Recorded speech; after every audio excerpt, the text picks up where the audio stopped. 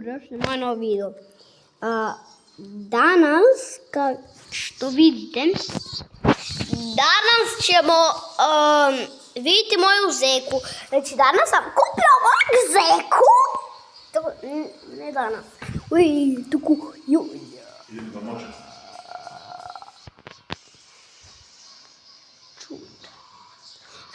Evo ga moj zajak koji je pre. Tamo na onaj dušek i na zemlji koji se popkako. Izvini. Što sam rekao i pomoćio ovdje. Kao mene.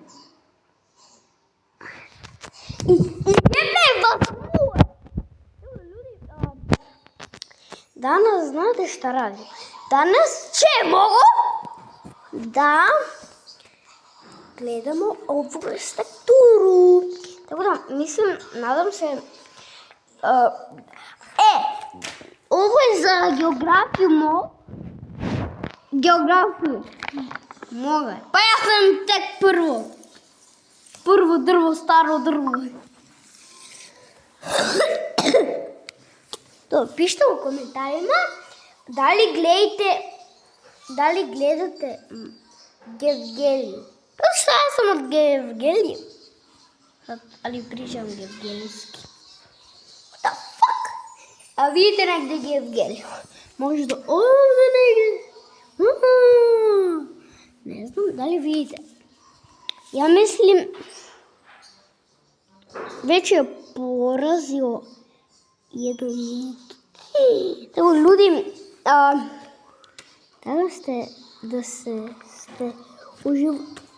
Tako da vidjet ćemo sad da nađemo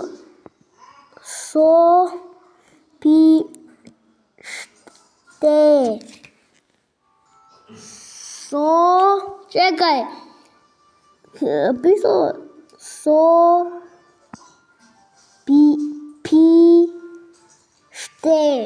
Sopište. Sopište.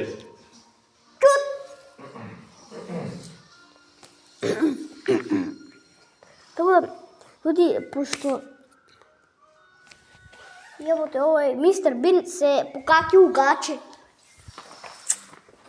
Tako da, ljudi, pričavam se, ali sada da vidimo gde je